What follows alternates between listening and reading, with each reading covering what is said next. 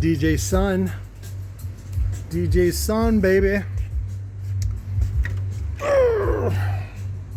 Gravity clamp overnight for Jason's 21. So, in fact, I'm going to go ahead and send Jason's motor out today. So I should get there Monday, Tuesday. He's not too far. Zach Attack called me this morning. Again, Zach, don't call me, just text me. Zach misunderstood what I was talking about when I said use a number 6. Let me show you. I understand the confusion. I don't blame him, but I understand the confusion. Let me show you. So this is a number 6, right? So it looks like this. 632. So it's a number 6 by 32 threads per inch. That's what that is. So it's a number 632. That's what that is. That's what I use. Now, typically, I use the cheaper ones, but I've been using the good ones lately. They just look nicer, and they're a little bit stronger. But the regular ones that you get from Home Depot are fine. But Zach Attack, he thought I meant M6. So this is M6, which is much bigger. So he drilled this part for a 6mm. That's too big. So he's like, oh, I gotta throw it in the trash. I was like, no, you don't have to throw it in the trash. Just fucking rotate it. And so, but if you look on the spacers, see, they already have a hole drilled out for them. See? Typically though, because this is Chinesium, they would use an M4, metric 4mm. But one little tricky dicky is that, so this ring, let me see if I have any. Yeah, here's one. So this is my ring. So I found the tooling for T.C.O.Z, and this used to be the tool for the 1-inch spider spacer that T.C.O.Z made, and they changed it for me to be 1/4 inch. They're like, just buy like 1,000 pieces. Like, okay, so I bought them.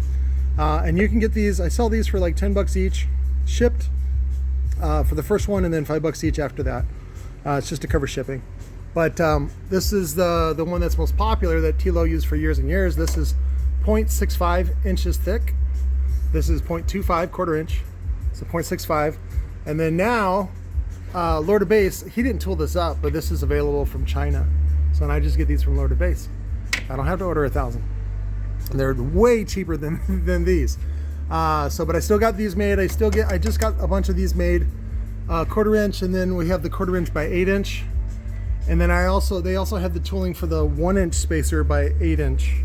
So it's an 8-inch diameter and it's 1 inch thick. Let me see if I can show you if I have any. Getting sidetracked, Patrick. There you go. So yeah, this guy. So 8 inch by 1 inch. Typically, I only use this in very rare cases. What I've noticed that it's really good for, and here we go. Brandon Philbrick made a really nice, pretty one. This is the Volcano audio frame, and so then it fits like that. See? And so now you have like 1 inch down excursion, and you know, whatever up excursion. The only problem with this frame is that it uses a 8-hole pattern, so I went ahead and added the 5-inch pattern, but by 6. It's a little weird. So it's not my favorite frame, but with the right powder coat, I think it'll be really good. Plus I got like, 500 of them, so it'll be good for a project down the line or something like that. But let me go back to this. So what I figured out was so let me go back. So Zach was asking because he bought it was like a 5-layer pack. It's like the most expensive pack that you can get from Lord of Bass. I have more affordable solutions, okay? So what I do get is this blank one. This is made out of Nomex. Not that that's better or anything like that. It just happens to be that made with that, but it's very stiff. This is your control spider. One of the things I do like about it is this deep draw that you end up getting. This is the right side up. This is not the right side up. This is the right side up. And then on the bottom, let me show you James's real quick. So this is Mr. Pitt's. He's got the PAP quad stack. It's basically the 600 ounce, but it's just more vertical. So this is what that looks like. I'm using the 3-inch wind height dual 2. And then we just epoxy the shit out of that. That's good to go. You don't need to use those whatever rings Sundown came up with. Those are dumb. The only reason you need those is because if you're using CA like he is and being cheap about it. So then again, he's more about efficiency, money, you know, like I don't have that. So I'm not saying his is worse. I'm just saying I don't have that. So I have to do it a different way. So and you know, Jacob's priorities are different, just like JL's priorities are different, or whoever, you know. I'm just doing my best to survive, really. But I want to make a good product that lasts, you know, 20 years, 30 years, something like that. That's what I'm looking at. So anyways, so you do the bottom. This is your control spider. And then I'll fill this in.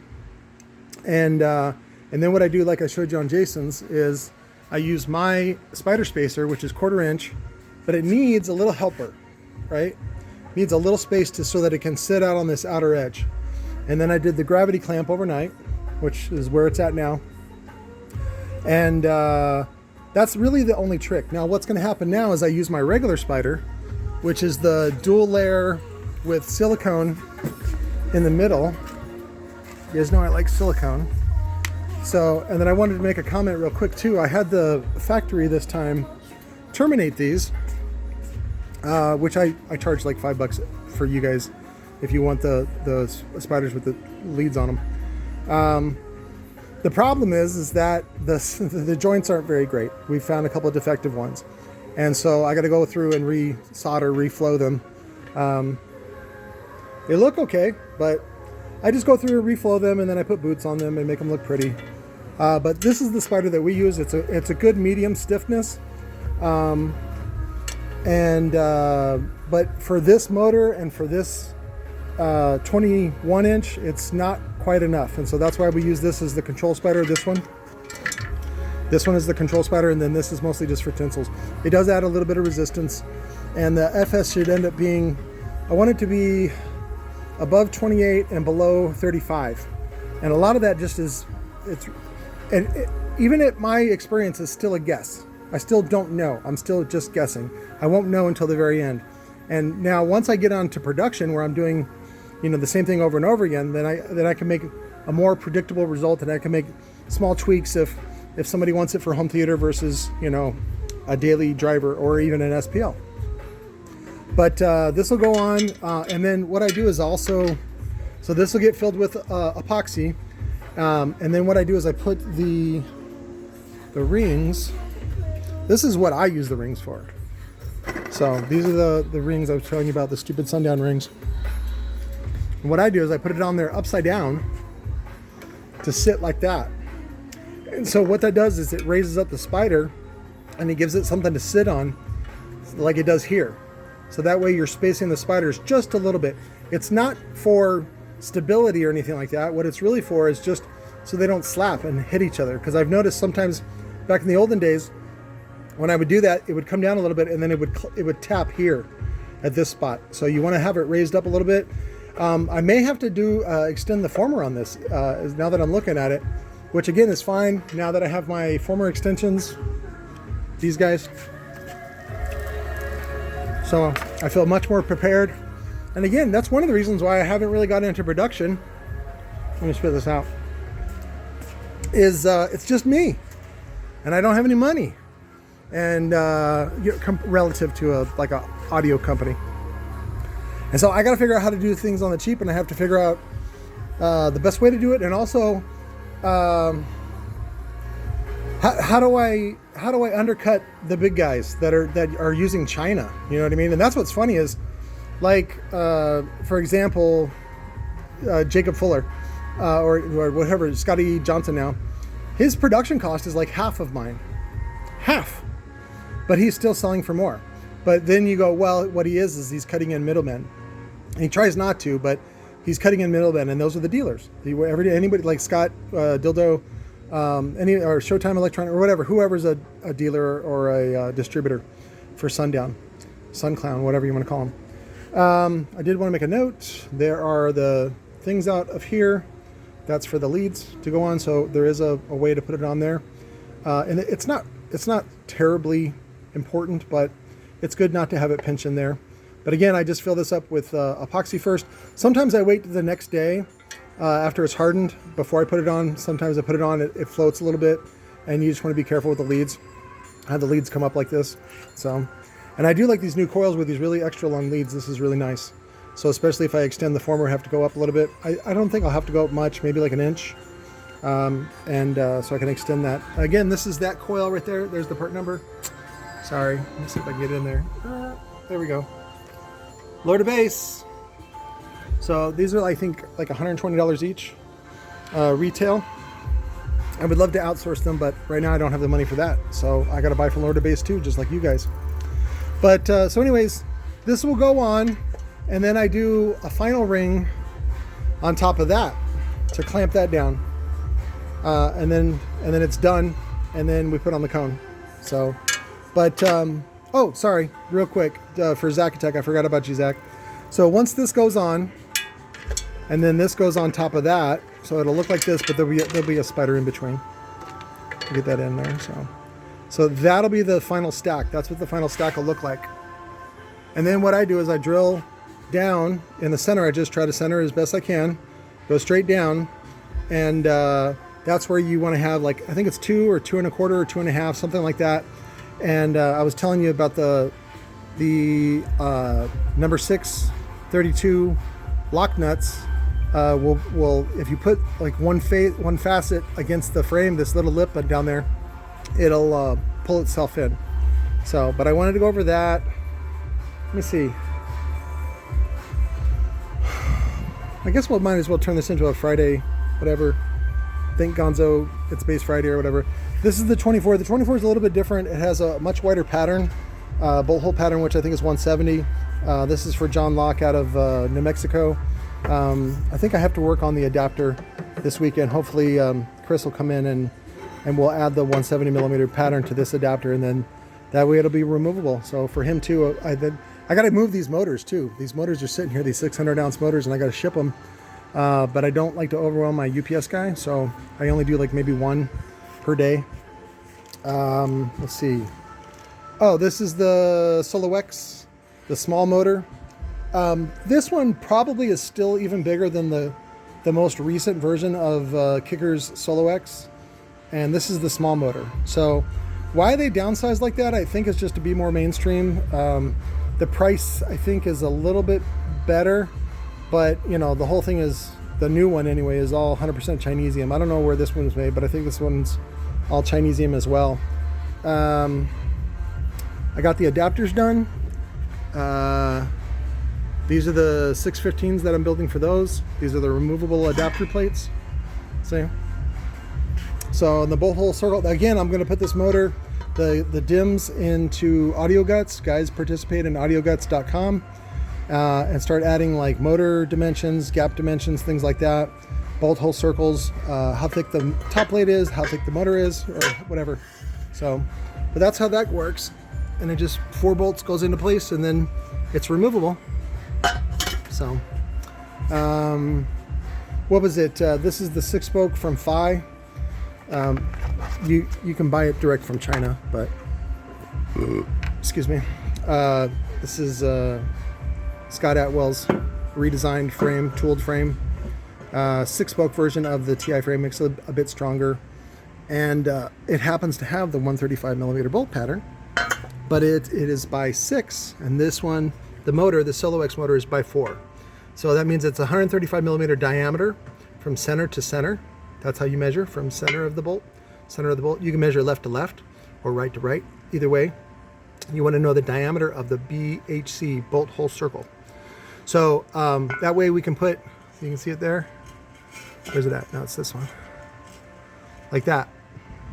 So the only downside is that 2 bolts will be behind the spoke. So the other 2 holes will be here, and then the other one will be over here.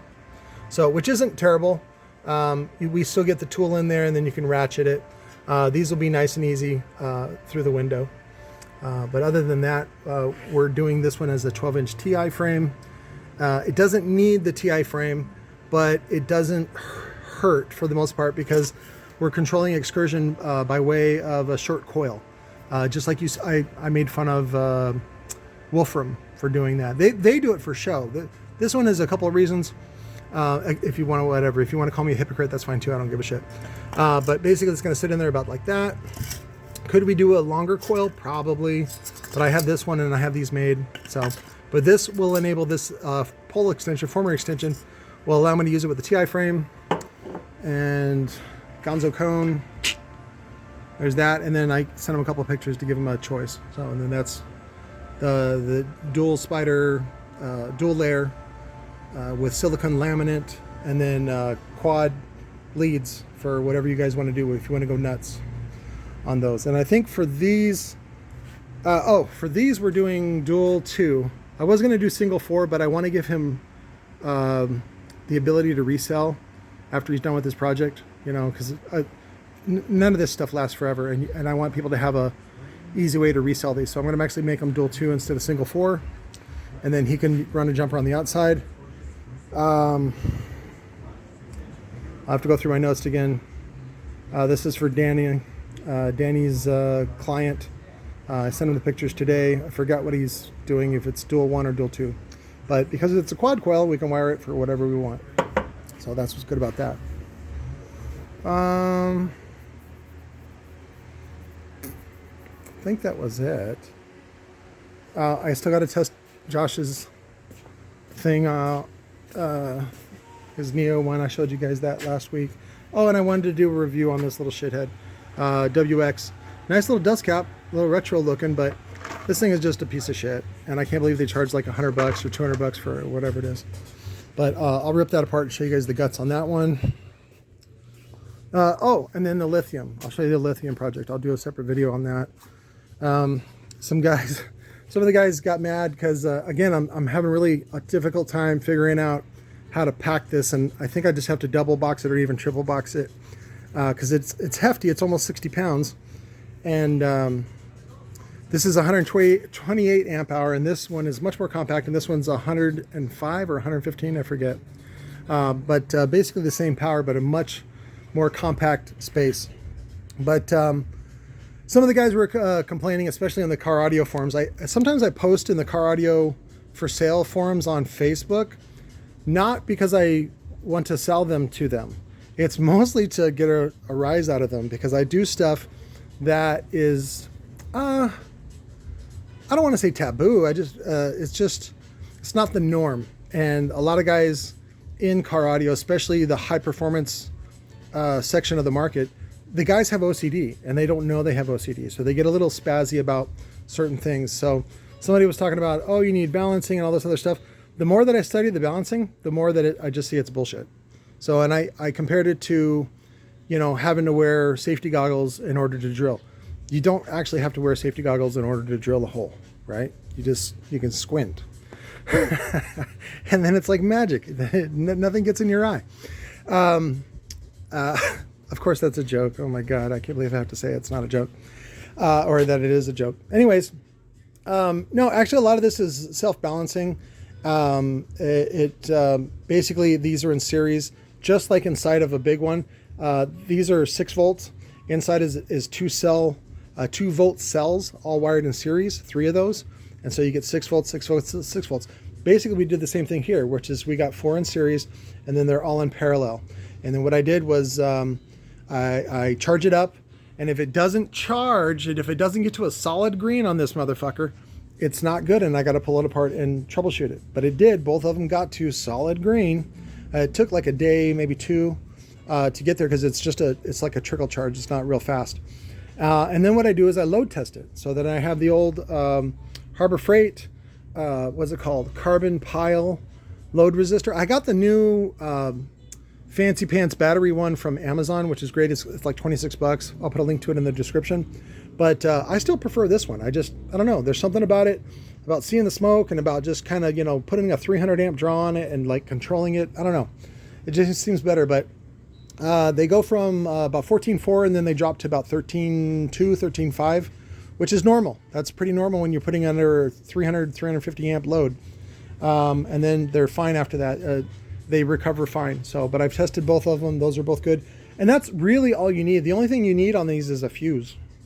That's it. So, because if they're going to blow up in series, you know what? I'm going to save that for the other video, because I want to go over a lot of the details of what is bullshit, and also what is industry standard, and also what is aftermarket standard. So again, a lot of this stuff comes, and it's a lot of accessory bullshit that companies want to sell you, because it's like, you know, when they're comparing apples to apples, you know, lithium to lithium, these happen to be iron phosphate type. It ends up being like kilowatt hour per dollar or something like that, or however many dollars per kilowatt hour. And it's very, very competitive. And so there needs to be some other source upsell in order to help make a profit, to keep these things profitable. And a lot of that comes from bus bars, the holders, the little tater bug set screws. They go in between. So those are just standard M6, but Battery Hookup sells them. I think for, and what's weird is the market price on them is almost like $1 each. So, but I ordered a few sets. Again, sometimes I have really great foresight, but I ordered a couple packs.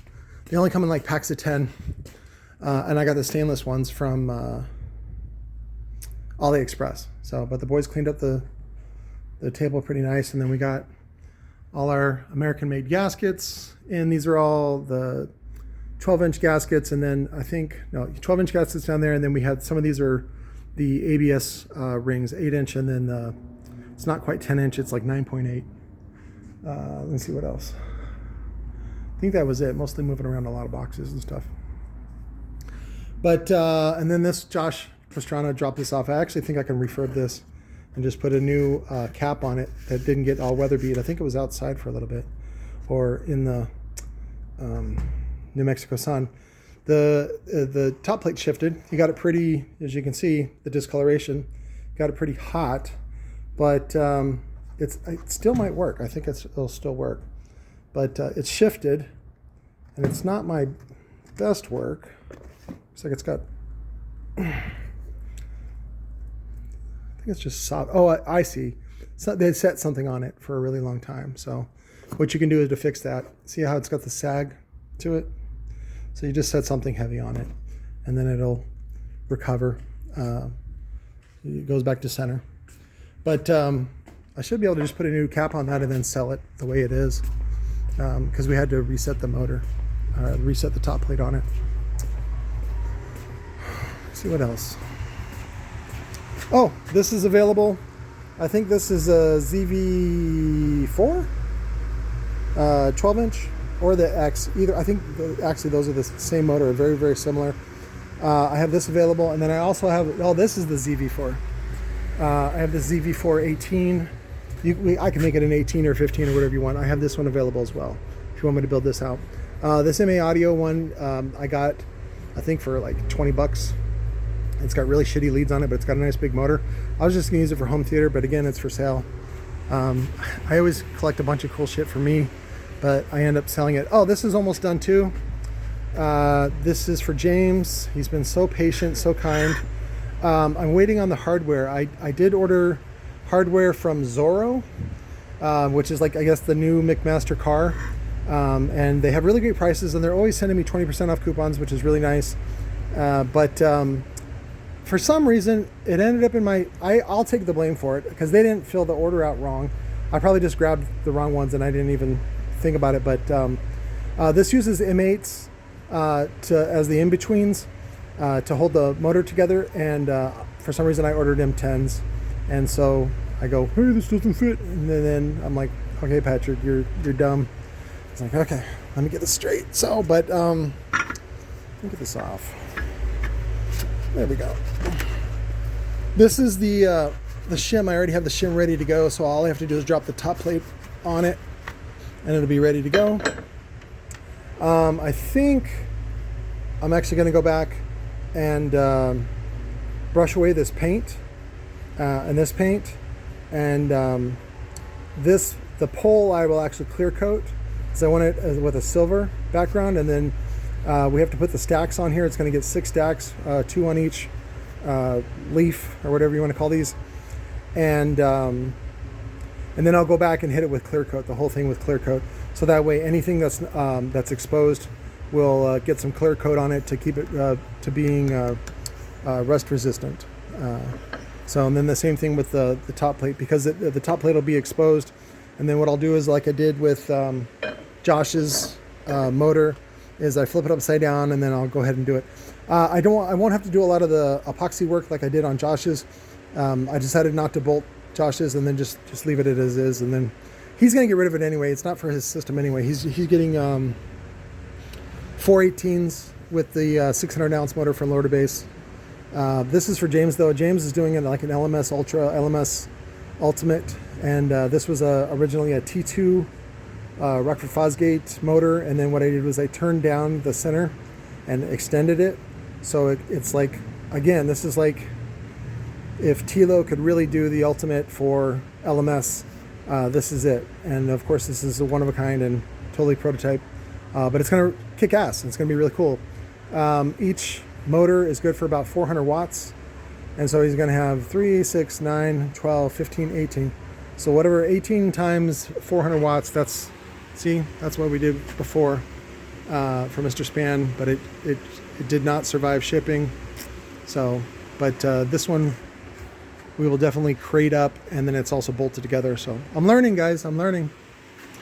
Let's see what else. Let me turn this on. So this one's been sitting overnight. Yeah, it's already done. Oh, no, hit reset. This was the one in there. So this was the it's basically the concept equivalent to the 3 HP. So thick top plate. This one's only 30 millimeter. The original 3 HP is a 36 millimeter. Nothing makes a difference. It's just that's what T.C.O.Z had came out to do, and then concept basically knocked it off. And then I'll reset this, and then we'll put it back on, and it'll be good to go. Colby Doby in New Mexico. He was wanting to like hang out and talk. I mean, I know he likes to talk stereo, and I know you guys like to talk stereo. This is all I really have time for. I have a lot of responsibilities, and so I had to give him I said, no, I can't like just chat and hang out. This is about as chatty and as hang-out-y as I get. I got to go back to work, and I have to do a bunch of shipments right now too. And then I got to get ready for Monday. I still got to get I got to work over the weekend, and then I have the gates open, so I have people coming over, and then possibly some installs that Taz will do. I did have the boys over, Rigo, Alec, and Jose. They did some good work. They're the ones that have been helping me lately, and they do a little bit of sales and things like that. So I had Alec doing all these, which is basically clean them up, and I showed him how to figure out positive and negative, and then I'll glue them together and make banks of them and things like that. The shallow woofer for Cicada that I want to do. I want to do right around at least 1,000, if not 1,200 or 1,500 watts on a shallow woofer. I want it to be super shallow, maybe like 4 inches. Nick Lemons over at Stereo Integrity, his is 3 inches, but it only handles 600 watts. And I personally, I thought that was kind of a waste of design time and engineering and tooling time if you're only going to make a 600 watt woofer, because these biker dudes need lots of power. They're Recoil's got, well, Cicada has 2K and 3K amps on the way. We've already gotten samples in. They've already done field testing on them, and they're fucking great. Also, Recoil has the 2,500 watt Class D coming in, as well as the what are they called? Power series premium. It's the PW series. It's basically the 600 watt with the carbon fiber cone, and they look really tits McGee. I mean, I think these are going to really be sharp, and I think they're really going to sell a lot. Again, my only regret is that I wish they would have made it a little less brandy, so that I could debadge them, but you know, whatever. I can still use them in some of my designs for home theater and for car audio and all that kind of stuff. And having those guys make a bunch of money is fine. You know, they're going to sell them super cheap. There's a lot of hype on that. I'm actually reviewing, again, because Larry Frederick passed away. I'm filling in, not his whole shoes, but I'm filling in for some of the stuff that Larry used to do. One of the things I'm reviewing this weekend is the manual for the PW series. And so I'm going to go through that, check for, there's a diagram that I saw that was like sideways when it should have been right up, and then any misspellings and things like that. If it sucks, blame me. So there we go for that. But this is what I'm going to start with. Nick's, this is just an old, what is this?